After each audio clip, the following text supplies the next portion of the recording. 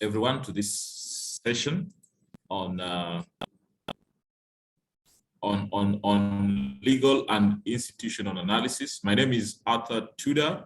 I will be the chair of this session, and we are going to have three presentations. We're going to have this session in two sets. The first set of presenters will give us three presentations, then we'll take a break. Thereafter, we'll also have three more presentations. And each presenter will have just about 15 minutes for presentation, maybe 12, and then question time, some 3 minutes to make it 15. And the first presenters on our list, I just need to check if they're here with us now. We have Brian, who is going to present on governing the Western Indian Ocean for food sovereignty and blue justice. Desiree, paradox incentive structures and rules governing data sharing in the WE region. And Mercy, policy briefing on rising sea levels. So I just need to check again if they are all here. You can send me a notice on the chat to confirm that you're here. So the presenters will just do a quick intro of themselves and take it off from there. So I can see they've all confirmed their presence. Thank you very much.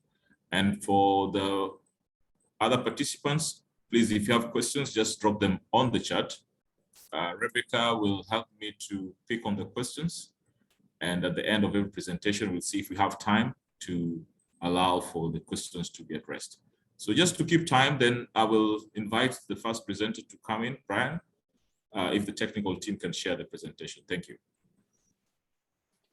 Great, good morning. Would it be possible to play the video presentation instead of doing it live? I'm happy to do it live if that's easier. But technical team? Great. Okay, should I introduce myself first though? Yeah, please go ahead. Okay, great. So good morning, everyone. So great to be here. My name is Brian Galligan.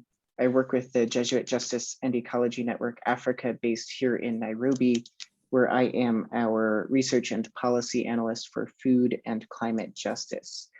And most of my own research focuses on both the ecology and ethics of small scale fisheries. So today's presentation is more on the ethics side.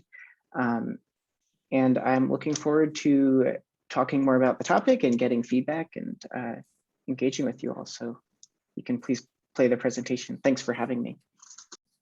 Welcome, Brian. Blue justice and food sovereignty are two related frameworks that provide ethical guidance for ocean governance. They are more than just ideals to shoot for or sets of rules to be followed. Rather, they provide the specific type of ethical guidance that those of us conducting research and making policy in the Western Indian Ocean need. Guidance that identifies the challenges we face and points us toward meaningful change. Food sovereignty and blue justice invite us to begin our work by asking what kind of ocean we want.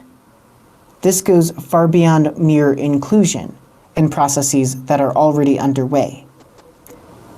After explaining both of these terms and where they come from, I will briefly identify how they are operationalized and undermined in the Western Indian Ocean today, before closing with some comments about what they mean for governance in the region.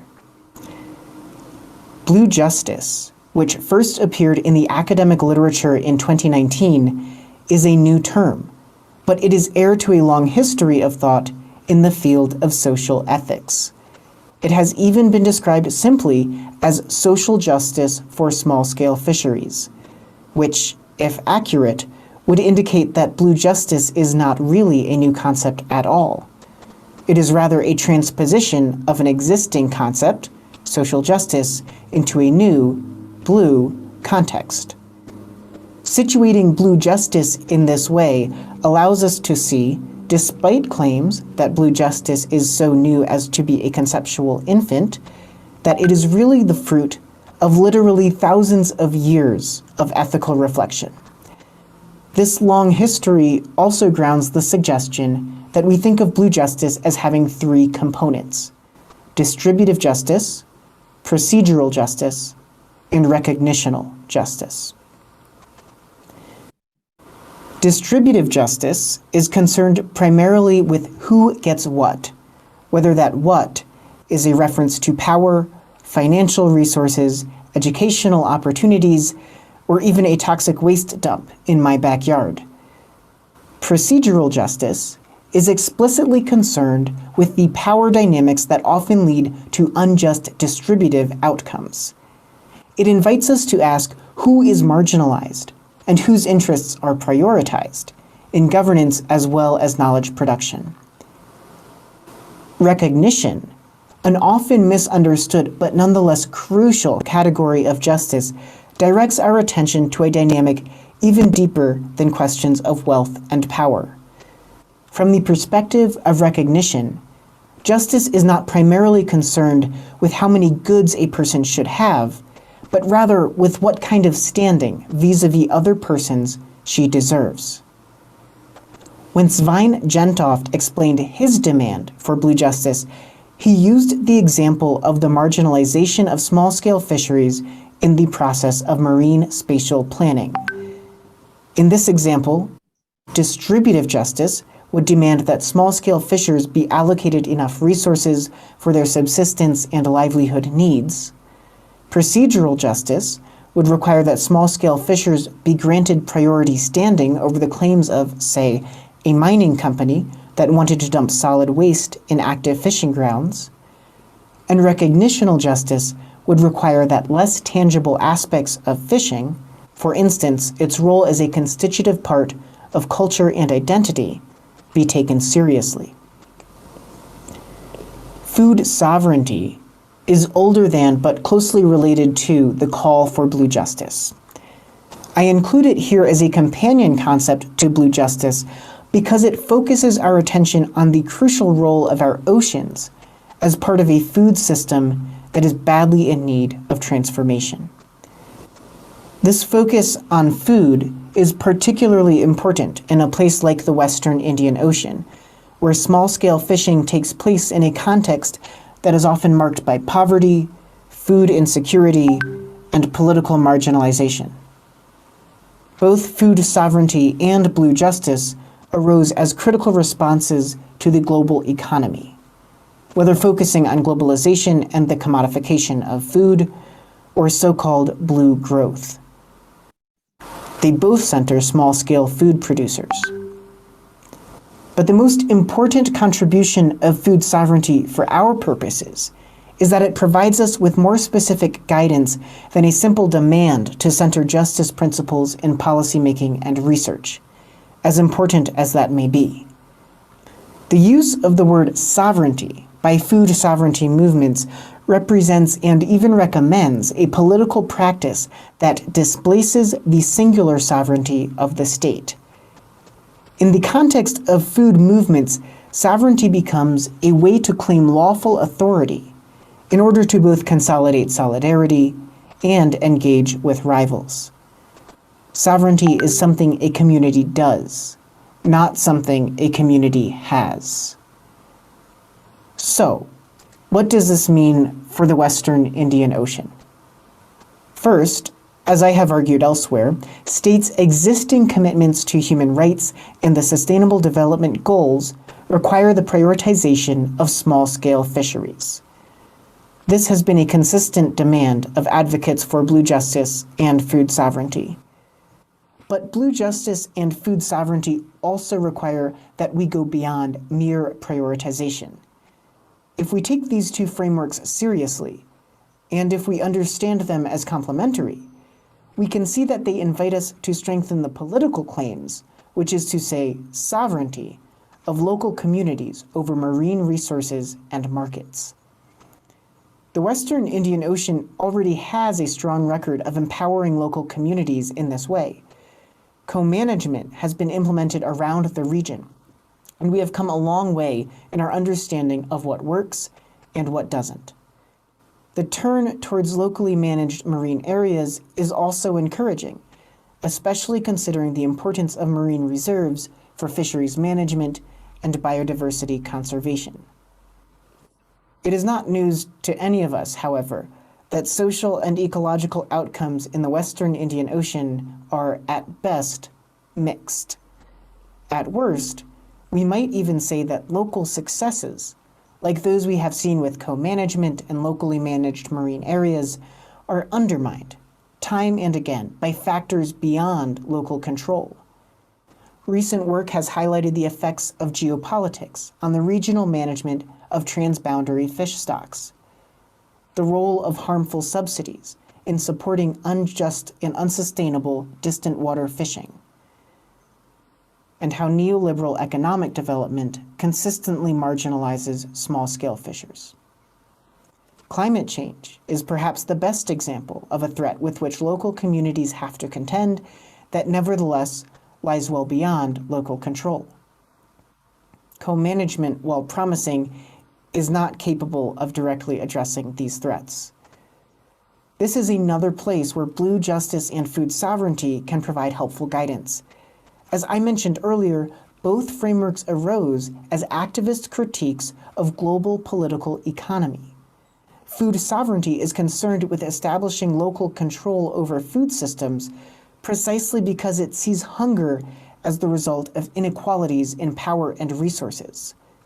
Blue justice is concerned with equity in the blue economy precisely because blue growth has been anything but equitable.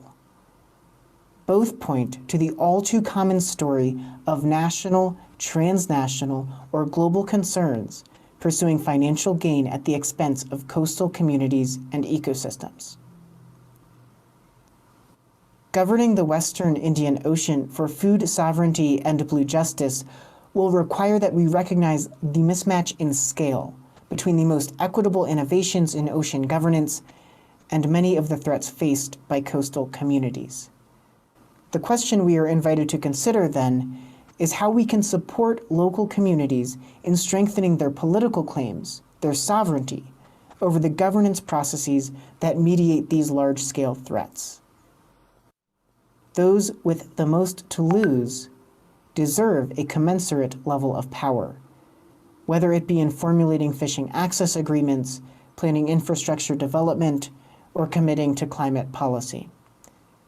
This type of procedural and structural innovation will help us change the conversation about the blue economy so that we begin by asking what kind of ocean we want, rather than attempting to squeeze so-called social inclusion into economic initiatives we already have.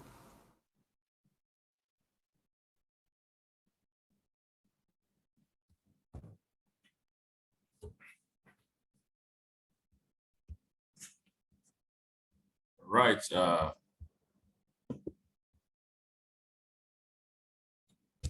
Okay, thank you very much for that presentation. I guess we have some few minutes for questions. Rebecca? Yes, we have 5 minutes. No, I was just applauding. Yeah, we've got 5 minutes for question answer time. So please, I've not seen any on my chat. So are there any questions at this point?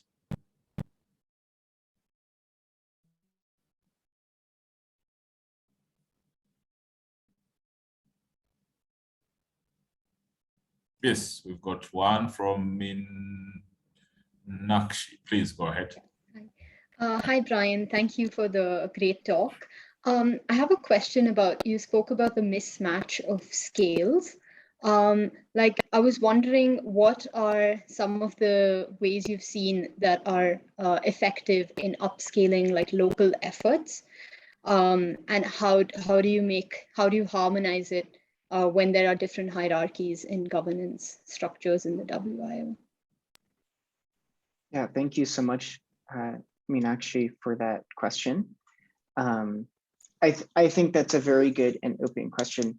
And my biggest point is that I don't think we have, I think we're not asking the right question. So when I point out the mismatch in scale between kind of what I see as the progress we've made in terms of blue justice and food sovereignty I think a lot of that has been at the local level. So I think what you're hinting at is, at least in the communities I'm most familiar with, and especially the one place where I work most consistently, the threats that people are seeing and facing are coming from their own national government, in our case, and these international global threats. So how do we harmonize that? How do we move past that? I don't have a recipe for that, but it's not going to come if we start, or I think what I would like to criticize is that, especially in terms of Blue economic development, we kind of have these initiatives which are already in place, and we haven't stopped to ask about what are our ethical priorities here. And I think that's a really important step.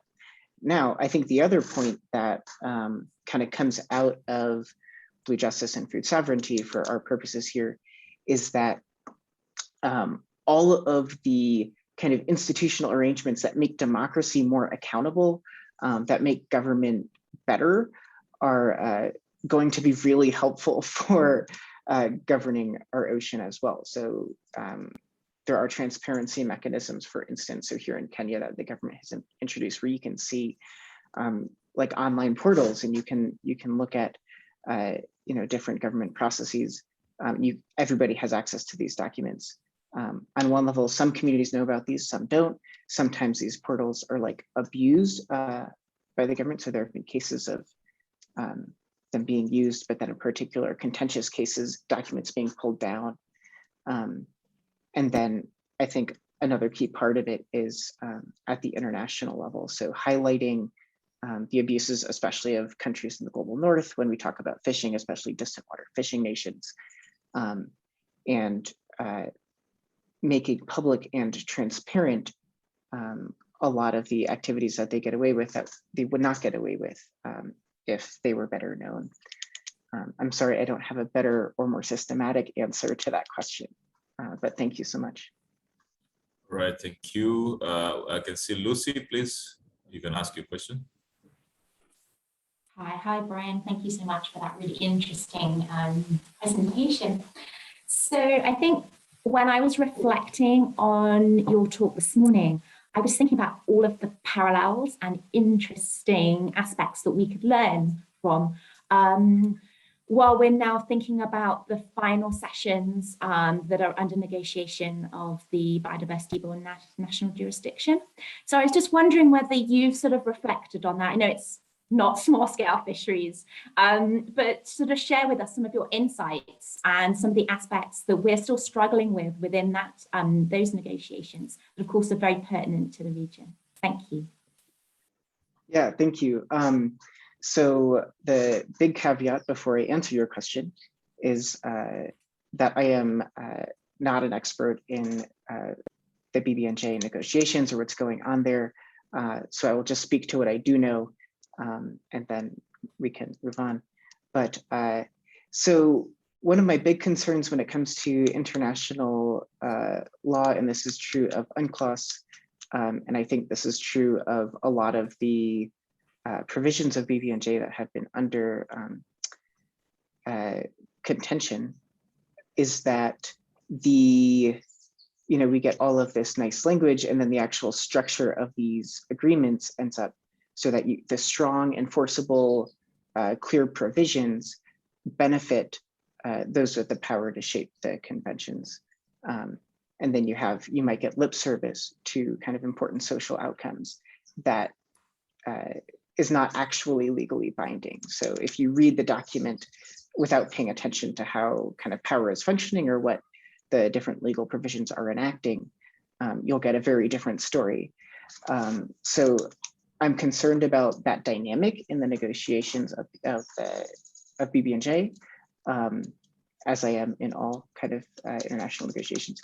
And then I think that something that other people have highlighted is the need for kind of more broader awareness and engagement. So I think some people have highlighted that particular developing states have not stepped up or have missed opportunities to assert their concerns in those negotiations. So I think that's kind of another piece. I'm sorry, I can't speak more fully to that, but thank you. All right, thank you, Brian. I think we'll stop that for questions. Doesn't mean that that's the end of all the questions, Brian, so you hang around. Please put your questions in the chat. I will be able to forward them to Brian so that we have time at the end of this, he'll be able to address them. So we'll move on to the next presentation by Desiree. So please, you can load on that. And as that is loaded, Desiree, if you can make a quick intro of yourself, please. Yes, can you hear me all right? We can, thank you. Seems good. Yeah, hello everyone. My name is Desiree Schwindenhammer and I'm a PhD student with University of Freiburg, but also associated with the Leibniz Center for Tropical Marine Research. And I've been working with them for 2 years now, first for my master's thesis and now also for my PhD that's just starting. And yeah, thank you, Brian, for this great first presentation. What a talk to follow. I think we're now switching topics a little bit. And is the tech team also sharing the video? Yeah, perfect. Yeah, maybe a short disclaimer. So the topic that we're touching next, data sharing, is also extremely relevant for Blue Justice and empowering local communities. But now maybe keep in mind that we're very focused on data sharing among scientists now. But of course, maybe afterwards, it would be nice to also have a discussion about how our topics touch. And yeah, I think I'm ready to go whenever the video is. Right. Perfect. Thank you. There you go. Welcome, everyone. My name is Desiree Schwindenhammer, and I'm associated with the Leibniz Center for Tropical Marine Research. And today I'm honored to be here on behalf of my co-authors and present to you some findings of our journal article, which is called Paradox in Central Structures and Rules Governing Data Sharing in the Western Indian Ocean Region. And as you can see below, this has been a collaboration of different research institutes and organizations. So what has data sharing got to do with ocean governance? Marine biodiversity data that is collected in long-term studies, ecosystem monitoring, or marine spatial planning gives us information about the state of the environment. And that helps us to plan or to adapt management and conservation activities. The problem is that there's a scarcity of such data also in the Western Indian Ocean region. And that is not only because there is not enough data collected in the first place, but also because this data is often invisible or inaccessible to those who need to use it. And because of that, data sharing is of great relevance for sound ocean governance. But as we all know, there are certain social dilemmas that come up when we share a resource as a group. And this also applies to knowledge commons, which can be understood as the collective amount of data and information that we have about our marine environment. And these social dilemmas relate to issues such as ownership of data, access to data, and also what happens when several people want to use the same data. Another problem is that we have different types of data within the knowledge common, and it's quite a challenging task to integrate them, not only from the technical side, but also because they may be bound to different degrees of confidentiality, serve distinct purposes, and may be regarded as different kinds of property. Data sharing is also a very important issue in the Western Indian Ocean region, which is reflected by the numerous initiatives providing regional databases or data reference centers. And some examples are the Nairobi Convention Clearinghouse Mechanism, the Western Indian Ocean Coral Reef Network, the Tanzania National Oceanographic Data Center hosted by the Institute of Marine Science, or the Ocean Biodiversity Information System, OBIS, which has a node in Kenya. These are just a few examples. There are many more. What they all have in common is that they aim to facilitate knowledge exchange among stakeholders, develop adequate data sharing infrastructure in the region, and provide capacity building and training. Another project that I would like to highlight is the NIDI project, which is a cooperation between the Leibniz Center and the Institute of Marine Science, Dar es Salaam. And what this project aims to do is to create a collaborative network of scientists and researchers to inform marine resource management. And to this end, they have organized several workshops and meetings over the last years, bringing scientists and people working with marine biodiversity data together to establish best practices and shared strategies how to move forward. And one outcome of this project is also a policy brief that most of my co-authors of this article have also collaborated in. And there we aim to inform decision makers about the benefits of effective data sharing and propose measures to encourage and improve sharing among stakeholders. If you're interested to learn more about this, please approach me afterwards. The article that I'm presenting to you today is mostly based on findings of a small study that was conducted in the context of my master's thesis, because despite all the initiatives that I've just mentioned, there still seem to be some roadblocks to data sharing, which is why we conducted an exploratory qualitative study to better understand the social context of data sharing in the Western Indian Ocean region. And this resulted in 13 semi-structured interviews, which are conducted in Kenya and Zanzibar, Tanzania, which we then analyzed with qualitative methods in order to identify enablers and barriers of data sharing. And when we talk about commons research, one of the most prominent scholars in the field is Eleanor Ostrom and her collective action theory, which at the time was really groundbreaking because she challenged the dominant assumption that rational, self-interested individuals would not be able to cooperate and that we would all be doomed to deplete our natural resources without state and market interventions. This is also called the tragedy of the commons. Some of you might have heard about it. And Ostrom actually found a lot of empirical evidence that this doesn't have to be the case, and that communities or groups may actually be able to collectively use natural resource commons in a sustainable manner. And she found that this is more likely to happen when they're able to self-organize and establish a set of social institutions, which is rules and social norms. And Ostrom and her colleagues came up with 8 design principles of institutions for collective action, which can be understood as guidelines how to create rules that enable us to cooperate. And this can also be applied to knowledge commons, which is exactly what we did for this article. We took the findings about marine biodiversity data sharing of the original study and then reflected them again through Ostrom's design principles to get a sharpened understanding of the institutional context. I'm now going to briefly walk you through these principles, and again, please feel free to ask more questions afterwards. The first principle for rules that help us to cooperate is that we need to have clearly defined boundaries of the user community and of the resource itself, for example, specific data set that the rules apply to. Principles 2, 3, and 7 refer to the rules themselves. They need to be context specific, and people that are affected by the rules also need to be able to modify them. Another set of principles is related to accountability. We need to ensure that everyone also complies with the rules that we have agreed on. There need to be consequences for breaking the rules, and we need mechanisms to resolve conflict and tension afterwards. Finally, the principle of nested enterprises sets that all the rules, the monitoring, sanctions, and governance activities around the resource need to harmonize and complement each other across scale to really be effective. And some of the rules and institutions that we looked at are, for example, regional procedures, so countries' data sharing obligations to the Nairobi Convention. We looked at national laws in the Western Indian Ocean region, for example, that data has to be made available to the government. We looked at the internal policies or directives within research institutes, organizations, and journals, which require data sharing. We looked at memorandums of understanding or contracts, either within long-term partnerships or for specific projects. And we also looked at interpersonal understandings, so informal agreements that data will be shared with each other. And what we find is that the current rules and incentive structures actually create a bit of a paradox. So most actors would agree that data sharing is important. However, the rigid hierarchies, competition, and distrust that are often present in professional and academic contexts actually tend to promote non-collaborative behavior, which means that oftentimes data is not shared.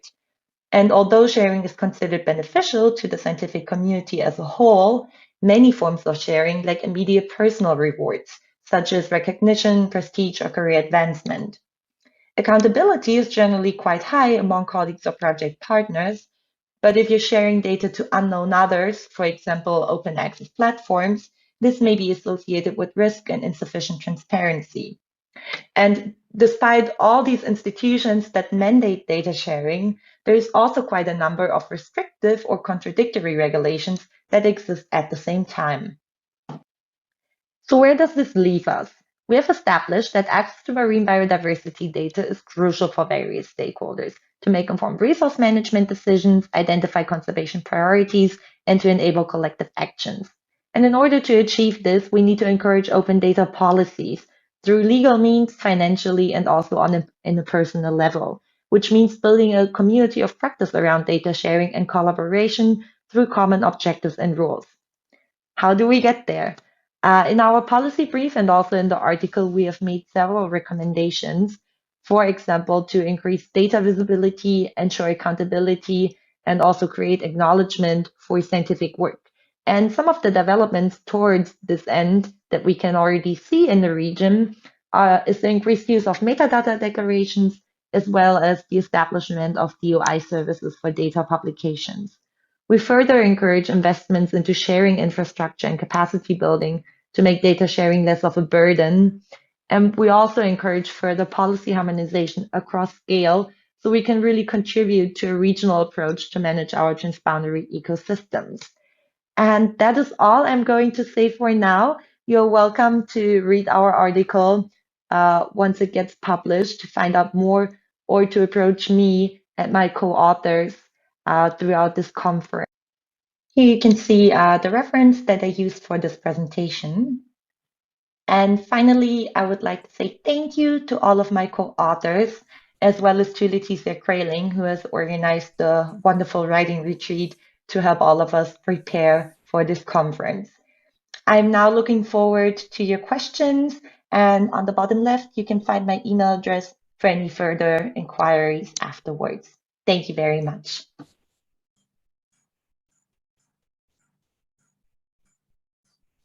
Thank you very much, Desiree. I think we have just time for only one question because the next presentation starts in 2 minutes. So okay. Rebecca, let's see your hand up.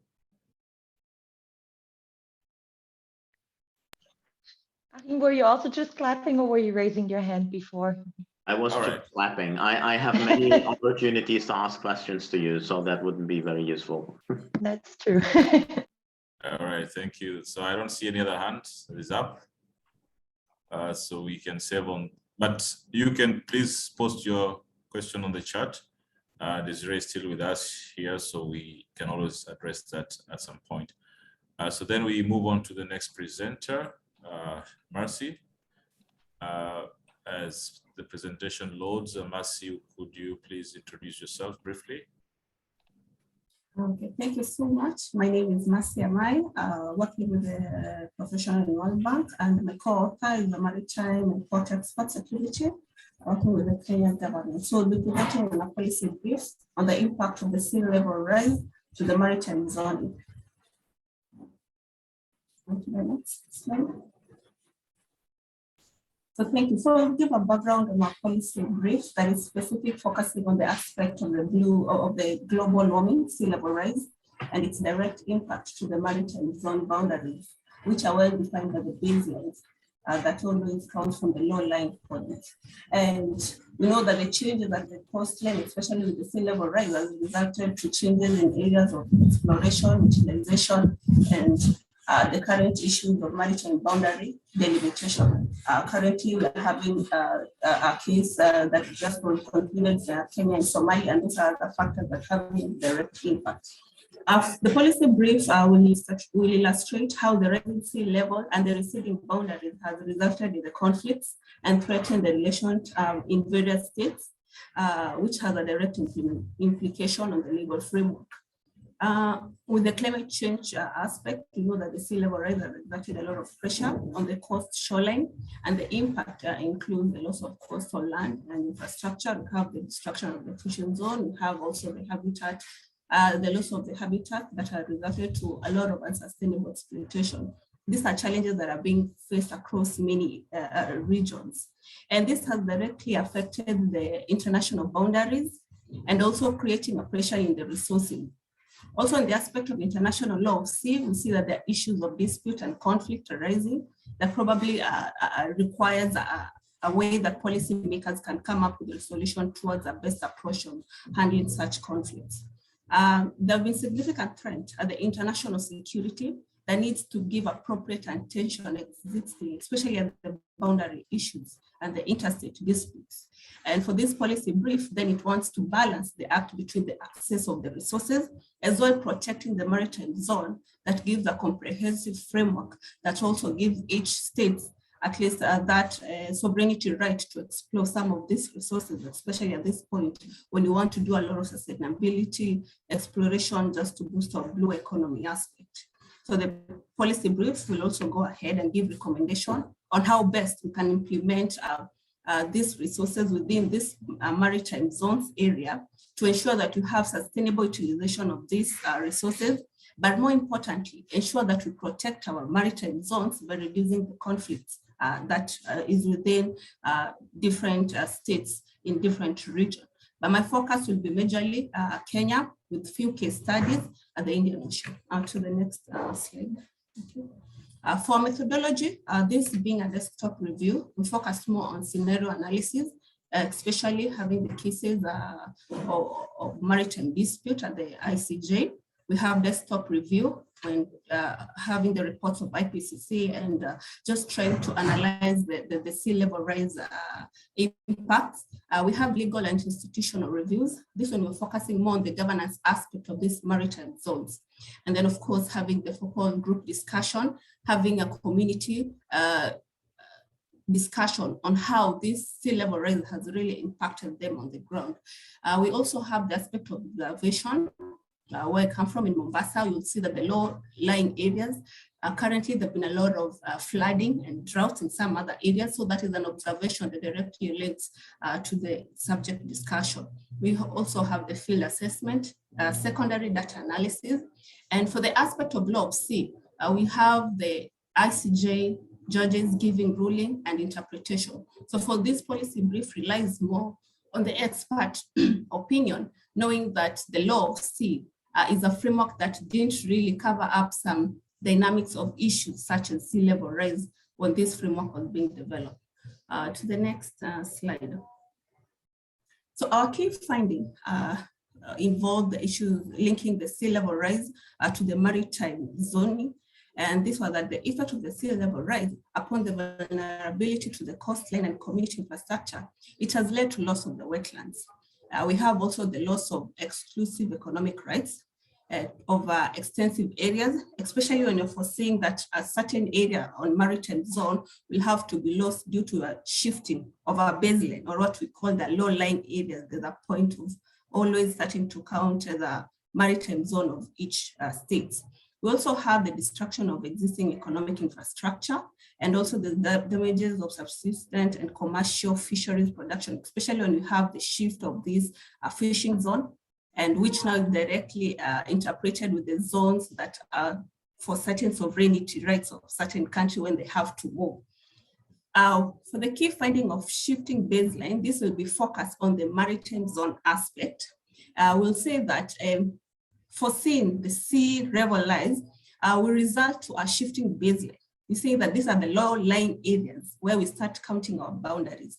And if it has to change, then it adjusts all the outer limits of the maritime zone. This includes the territorial water, which has its own rights, hoping that everyone understands the rights of the territorial. Then we have the exclusive economic zone to the continental shelf until down to the highest. So when this changes, it definitely changes the right within the states of those areas. Also, we have the changes to the baseline that could impact the maritime boundaries, especially to the adjacent and opposite states. A case scenario of Kenya-Somalia, for instance, if we have to, the sea level impact changes the low-lying areas, then it means in the coming years, then if someone has a dispute or challenges the boundary line between the two states across each other, then that tells you that there'll be changes of already areas that are well known to be the sovereignty right of other countries.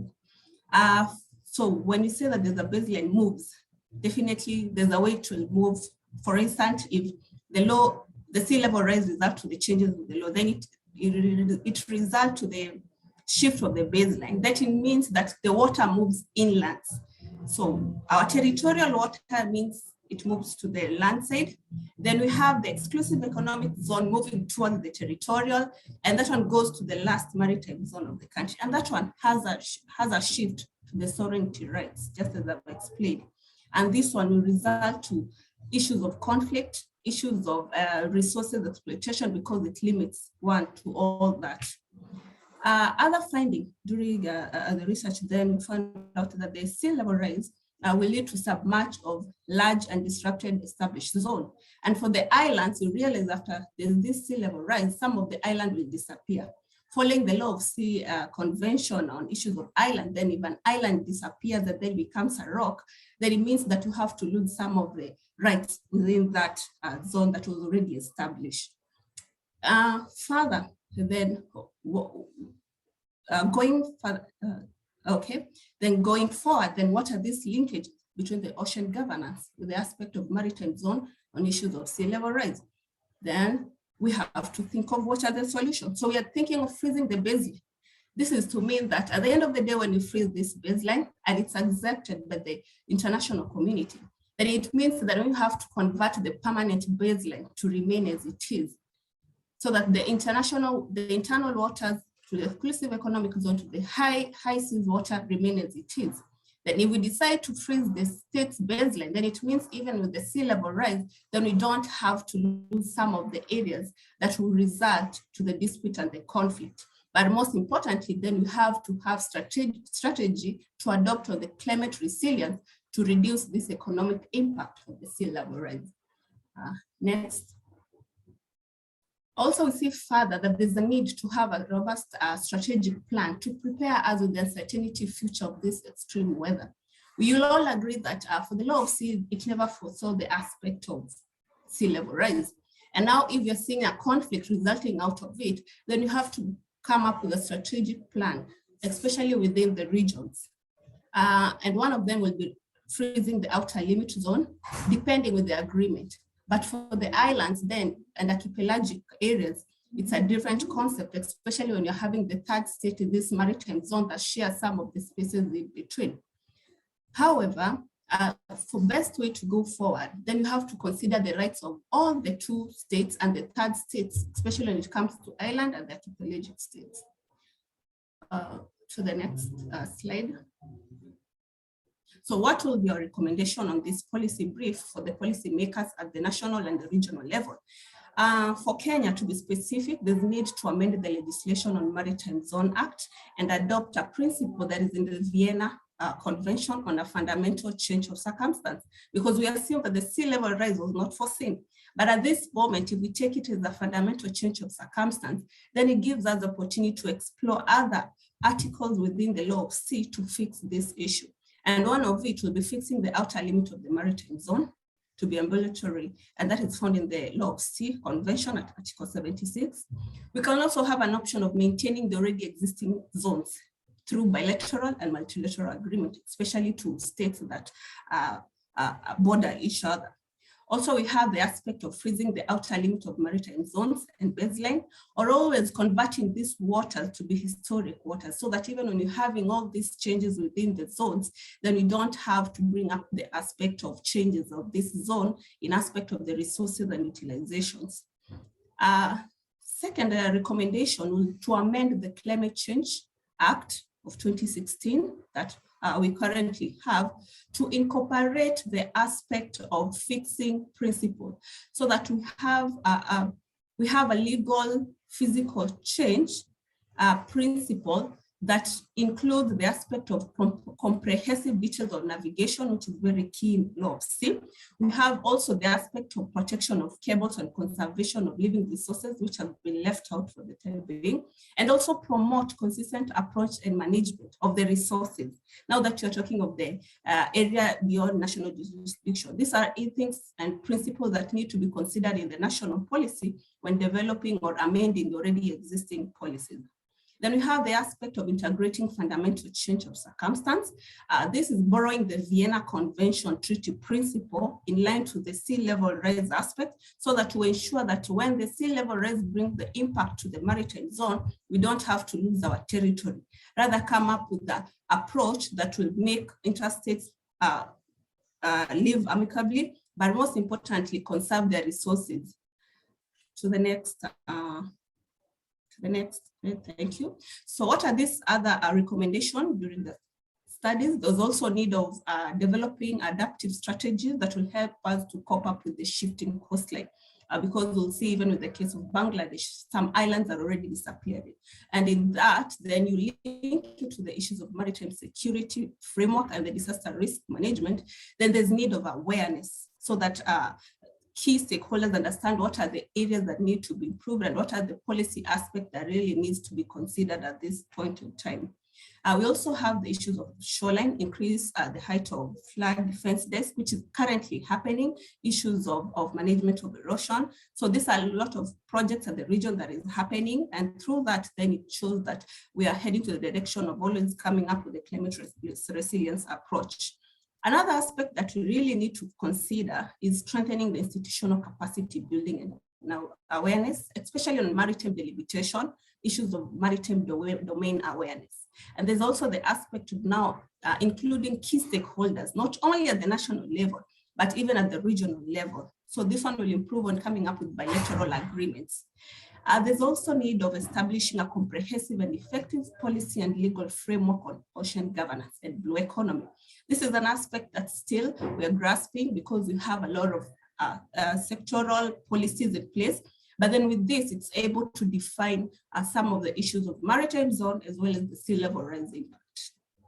That one goes along with reviewing the policies and also a key tool that can help us in managing the resources, especially at the boundaries.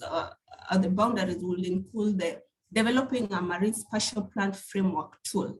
So this as a tool will assist us also to enable the multi-users ocean space and also enable us to monitor the sea level rise.